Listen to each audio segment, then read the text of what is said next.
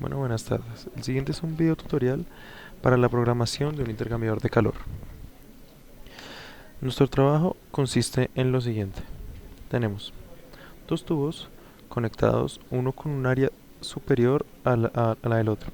En esta zona vamos a aplicar el efecto Venturi sabiendo a qué velocidad entra el fluido por el tubo de mayor radio para saber la velocidad con la cual entra al intercambiador de calor. En esta parte podemos ver al intercambiador de calor, el cual funciona para hacer que el fluido que entra por este sector se caliente. ¿Cómo se calienta?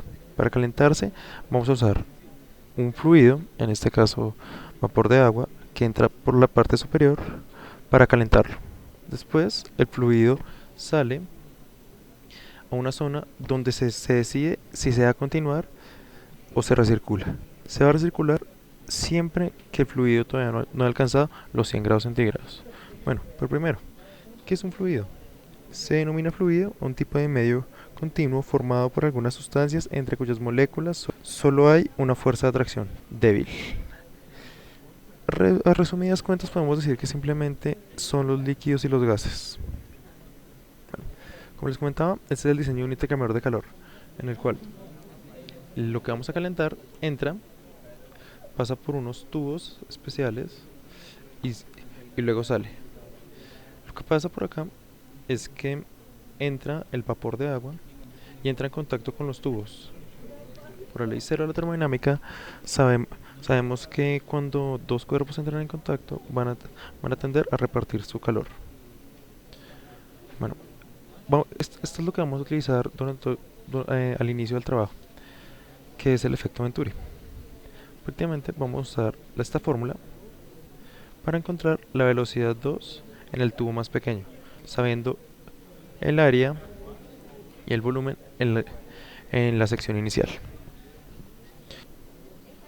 Podemos decir que hoy en día los fluidos son utilizados en muchas industrias para distintos procesos que pueden ir del simple uso de, del simple uso como disolventes para productos alimenticios hasta usos químicos, bien sea en la industria farmacéutica, de limpieza o eléctrica, entre muchas otras industrias.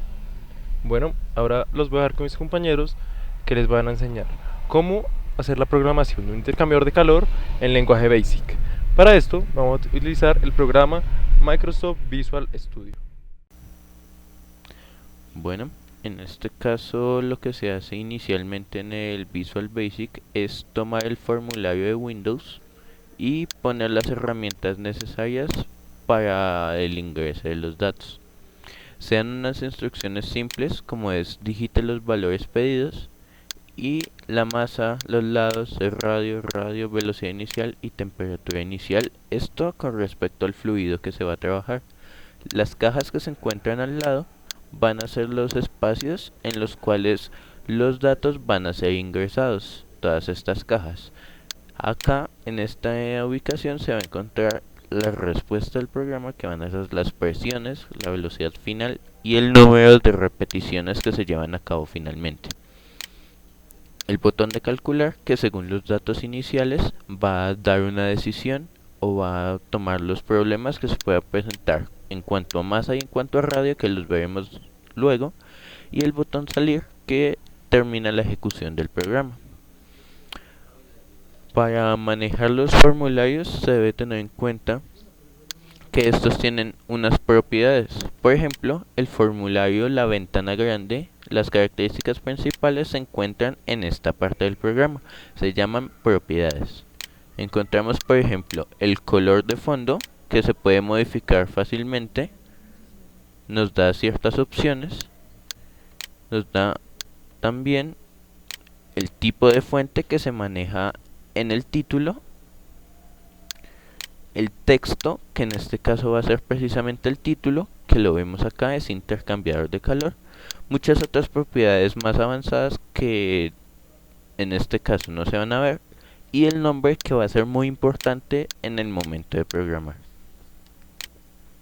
También vemos esas propiedades en los labels. Los labels los encontramos en las barras de herramientas. Estas son todas las herramientas que nos ofrecen los formularios de Windows. En este caso encontramos los labels. Los labels, que son Según esta información, proporciona información en el tiempo de ejecución o texto, y las propiedades generales son similares. También nos dan propiedades de color. Podemos cambiar el texto que se encuentra expuesto, como se observa en este punto, y el nombre, que también es un asunto bastante importante en el momento de programar. Las cajas de texto tienen propiedades similares. En este caso, el nombre es textbox y por el caso se va a llamar el textbox 1. Los botones también tienen sus nombres y se llaman button. Los button también tienen un número asignado de forma sistemática. En este caso son el 4 y el 5 debido a que existían 3 botones anteriormente, pero estos fueron eliminados. Bueno, siguiendo esto, ya habíamos nombrado que los nombres de los labels, los nombres de los textbox y los nombres de los buttons son importantes en el momento de programar. Cuando deseamos programar cualquiera de las funciones que deseamos tomar, digamos, vamos a tomar cuando el formulario cargue, es decir, que empiece la ejecución del programa, le damos doble clic y miramos la función. En este caso nos da el nombre de la función, que es form1, que es el nombre de la ventana, y load, que significa carga en inglés, que es cuando el formulario cargue. ¿Qué vamos a hacer? Vamos a definir una constante llamada gravedad que tenga un valor de 9.8 y una constante llamada pi que tenga el valor de pi. Posterior a eso, después de la ejecución, vamos a crear unas variables globales.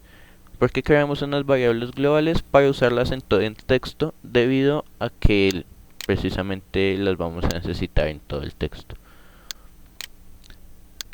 Vamos a crear unas funciones esenciales para la ejecución del programa, que en este caso van a ser la función repeticiones, también va a ser la función aumento, que va a llamar a la función repeticiones, y la función temperatura, que va a llamar a la función aumento. Entre estas se llaman entre sí.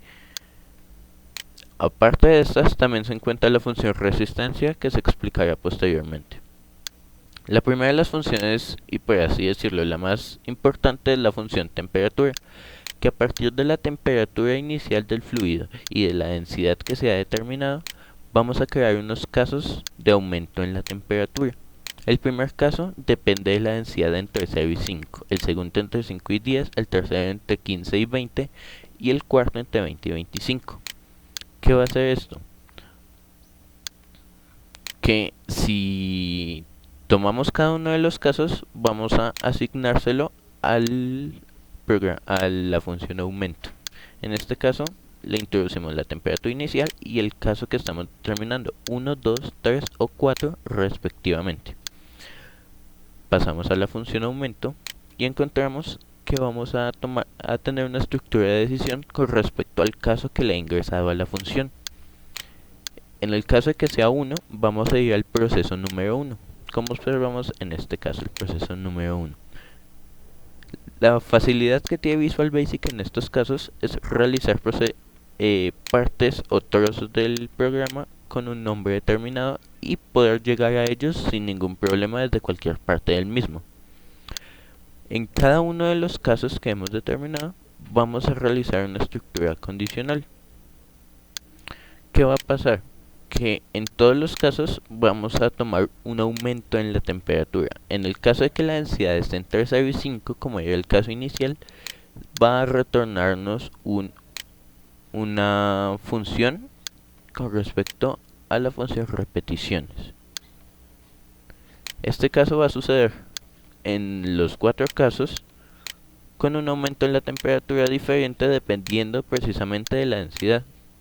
En este caso serían 100, 85, 60 y 25 que van a pasar a la función repeticiones. La función repeticiones también toma la temperatura del fluido, es decir, esta se toma en todos los procedimientos, y una variable x, que en este caso va a ser el aumento en la temperatura que le asignamos en la función aumento. Esta función tiene una una diferencia con las demás, y es precisamente que es una función recursiva. ¿Qué va a hacer esta función? Va a tener una condición de parada, que es que si la temperatura es mayor o igual a 100, que es el punto al que deseamos llevar la temperatura, devuelva 0 en el número de repeticiones. Si no es así, aumente una variable que se ha diseñado en 1, que va a ser el número de repeticiones, y se la sume a la función recursiva junto con el aumento en la temperatura. Recordemos que x es el aumento y la temperatura inicial. Si tomamos el aumento más la temperatura inicial, tenemos la temperatura con precisamente el aumento dependiendo de su densidad.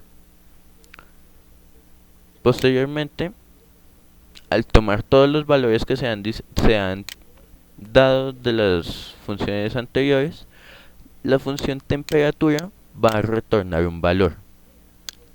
Puede ser 0 en el caso de que la función, de que la densidad del fluido sea muy alta, es decir, esté por fuera de los límites de la función, o puede retornar un número de repeticiones que va a tener que hacer el fluido por medio del intercambiador de calor para llegar a la temperatura que deseamos, que en este caso son 100 grados centígrados.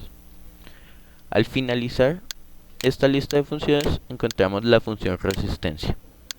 Esta función resistencia está diseñada precisamente para la resistencia de las presiones que van a soportar las dos tuberías del programa. Vamos a crear una variable que va, en este caso, a entrar a un archivo del sistema que se encuentra en esta ubicación. El orden de llamada es: en mi computador, tome un archivo y lea todo el texto que se encuentra en ese archivo. El archivo se encuentra en esta ruta, en un archivo llamado resistencia.txt. Lo va a convertir a decimal porque inicialmente lo tomamos como un dato tipo string, y luego con la presión que ha entrado, dependiendo de las tuberías, en este caso vamos a usar la presión en ambas tuberías, vamos a mirar si la presión es mayor al dato que se tomó de ese archivo, que en este caso vamos a tomarlo como 100 pascales, retornamos 0, es decir, un error que vamos a asignar como un error posteriormente. Y si no, retorna 1, que quiere decir que la función ha sido usada correctamente. Todas estas funciones se diseñan apenas el programa carga, es decir, están listas para ser llamadas y funcionar a partir de la carga del archivo. Bueno, entonces ahora venimos a explicar cómo se llama cada una de las funciones. Para ello, igualamos entonces, al le pedimos los datos de masa, longitud y de radios junto con la temperatura al usuario, y estos valores van a ir tomados con cada uno de los textbooks que van en esta parte de acá. Bueno, entonces ahora entramos y ponemos dos planteamientos. El primero es que si el radio 2 no es mayor al radio 1, entonces por favor digite que el radio 1 debe ser mayor al radio 2 para que el efecto Venturi se pueda dar. La otra condición es que la masa sea menor a 300 kilogramos, que es la capacidad máxima del intercambiador. Si estos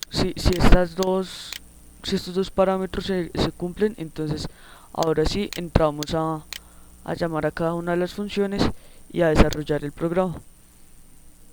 Entonces llamamos a la función temperatura, la cual llama a las otras funciones, y si en algún momento se bota un 0, que es como un error como en el programa, por decirlo de alguna forma, entonces nos va a decir que la densidad está fuera de los límites. Entonces bueno, pedimos masa, acá sacamos por las fórmulas con los valores anteriormente tomados los nuevos valores de la área 1 y la presión 1. Entonces llamamos nuevamente a la función a resistencia, y si llegó a exceder pues los límites planteados, entonces presión fuera de los límites. Si no, entonces siga desarrollando el programa. Entonces ahora vamos a correr a iniciar el programa para que vean cómo funciona. Esperemos que el computador ya. Entonces digitamos una masa superior, en primer caso al que excede el límite, un radio cualquiera, un lado cualquiera, el radio 1, radio 2, velocidad inicial y temperatura inicial. Entonces vamos a darle el calcular y me bota el aviso de que el radio 1 debe ser mayor al radio 2, y es una de las condiciones.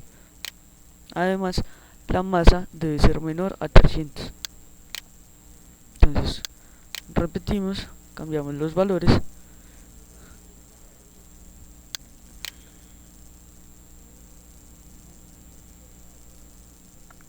y ahora sí corremos el programa. Entonces, como vemos, ya nos arroja cuál es la presión en el tubo 1 y en el tubo 2, cuál va a ser la velocidad final y cuál es el número de repeticiones que necesito para llegar a la temperatura indicada, es decir, 100 grados centígrados.